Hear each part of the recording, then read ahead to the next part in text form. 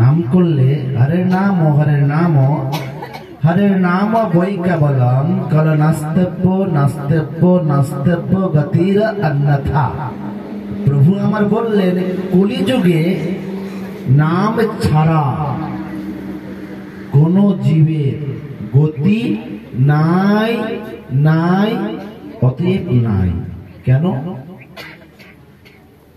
JEE नाम के पावार जन्य देव देवता ऋषि मुनि ध्यानी तपस्वी कोटि कोटि जुग धरे पहाड़ पर्वत मंदिरे कत जायगाय ना साधनाय ध्यानस्थ हये बसे आछेन। तो कृपा करे तुमी यदि आमार एकटी बार से मानव कुले जन्म दाओ ताहले आमी आमार मन प्राण खुले भक्ति भरे एकबार तोमार नाम गाइते पारबो। और এই নামের জন্যই আমাদের এই জগতে আসা। হরি বল হরি বল। এই নাম করলে কি হয়?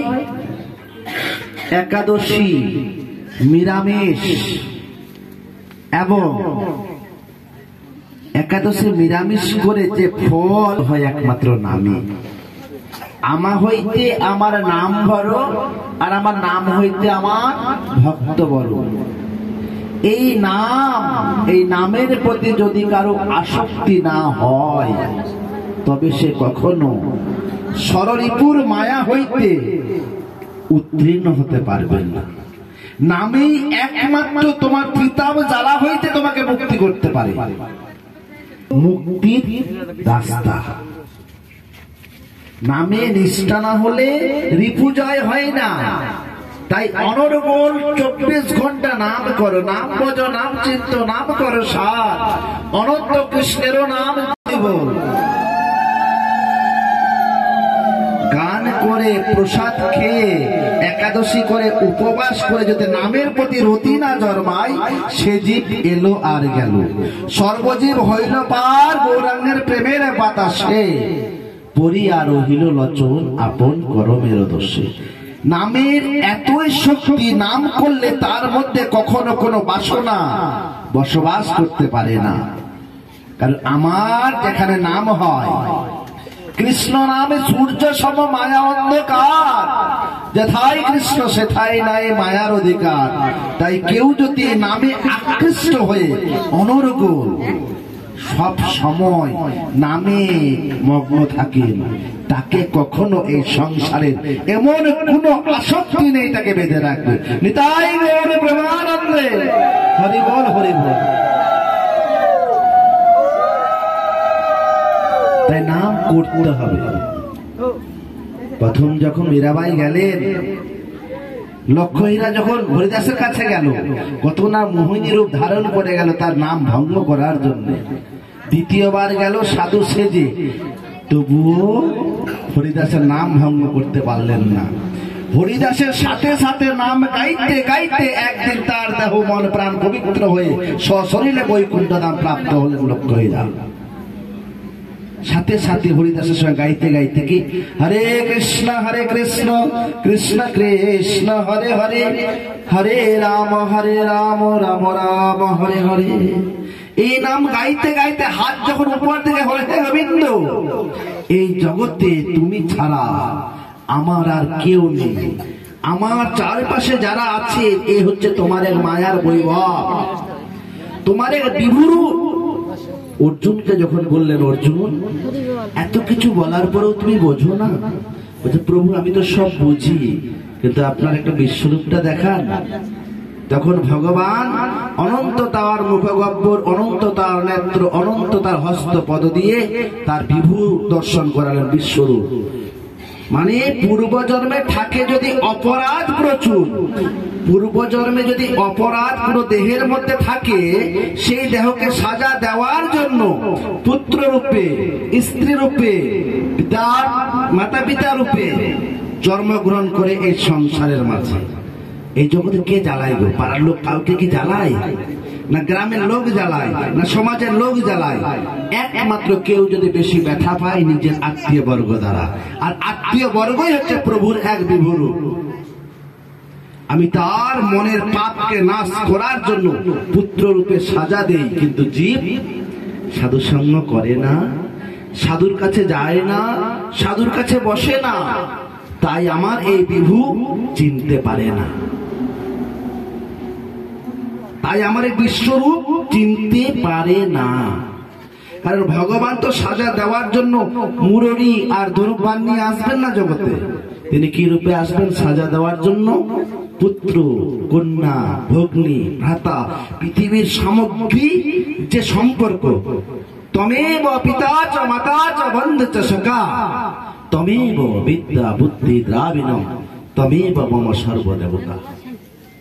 তাই বললেন এই বিভু হইতে যদি কেউ মুক্তি পেতে চাও তাহলে নামের আশ্রয় নাও। হরি বল, হরি বল।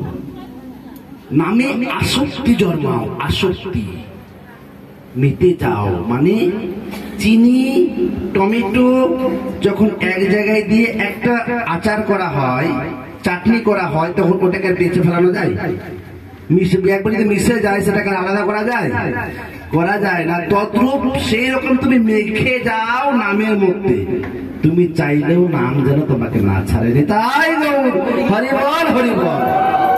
যেদিন অন্তরে বাহিরে নামের প্রকাশ পাবে সেদিন তোমাকে আর জগতে এমন কোন মায়া শক্তি নাই তোমাকে টানবে। তাই বললেন প্রভু গো, সাধ্য সাধন্তত্ব এত গুরুতর, শান্ত দাস্য সক্ষ বা শুনলে না হয়ে গোচর।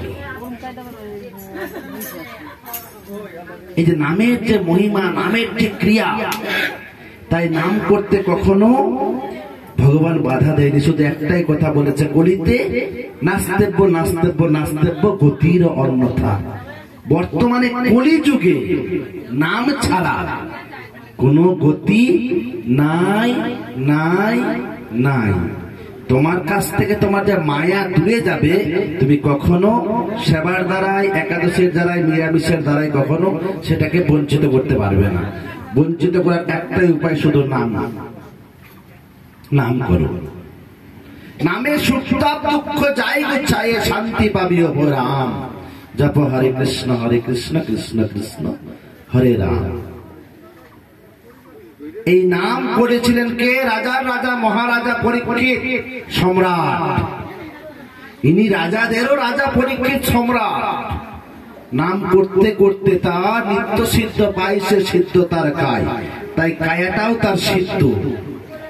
যখন সিংহী মুনি তাকে অভিশাপ করলেন কি আমার বাবার গলায় মৃত সাপ তিনি পেঁচিয়ে দিলেন, আমি তাকে অভিশাপ করে 7 দিনের মধ্যে তার মৃত্যুবরণ। এই কথা যখন শ্রমিক মুনি জানতে পারলেন তার পুত্র রাজা পরীক্ষিতকে অভিশাপ করেছেন, তৎক্ষণাৎ দৌড়াতে দৌড়াতে গিয়ে পরীক্ষিত রাজা নিকটে গিয়ে উপস্থিত হলেন। রাজামশাই, অপরাধ মার্জনা করবেন। আমি তো ধ্যানস্থ, আমার তো কোনো জ্ঞান ছিল না। এমন সময় আমার ছেলে আপনাকে অভিশাপ করে ফেলেছে। আর মুনি অভিশাপ এমন এক অভিশাপ, জগতে এই অভিশাপ খণ্ডামার মতো আর কোন শক্তি নাই। পরীক্ষিত রাজা এই কথা শোনার পর বড্ড হাসলেন। আহা, আমার জনম ধন্য গো। আমরা মৃত্যুর কথা শ্রবণ করলে কি হয়, তৎক্ষণাৎ আমাদের চোখ, মুখ, আকৃতি বিকৃতি সবকিছুটা আলাদা হয়ে যায়। না জানি আমি কি আর বাঁচব না। কিন্তু পরীক্ষিত রাজা যখন মৃত্যুর সংবাদ পেলেন তখন তিনি হাসলেন। হরিবল, হরিবল। হঠাৎ করে শ্রমিক মুনি পাগল হলেন। কি ব্যাপার? এই জগতে মৃত্যুর কথা শুনলে সবাই শোক করে, সবাই দুঃখ পায়, সবাই শোক করে যায়। কিন্তু রাজা পরীক্ষিত শোক পেলেন না, হাসলেন কেন? এই প্রশ্ন আমাকে রাজাকে করাই লাগবে। রাজাকে, রাজা মশাই, এই জগতের যত প্রকার জীব আছে তাদের সন্নিকটে গিয়ে যদি মৃত্যুর কথা বলা হয় তারা আচমকায় চমকিত হয় এবং ভীতু হয় ভয়ে। কিন্তু আপনি হাসলেন কেন? রাজা মশাই করজোর করে বলল, জানো শ্রমিক, আমি হাসলাম কেন? আমি একদিনও প্রভুর নাম ছাড়া, প্রভুর উৎকৃষ্ট প্রসাদ ছাড়া পাই না। তবু আমার মনে ভয় ছিল। কি ভয় জানো? আজকে চিন্তা আছে কালকে আমি ঠিক মতো করে নাম করতে পারবো না এই নিয়ে ভয়, মানে ভয়ে ভয়ে নাম করতাম।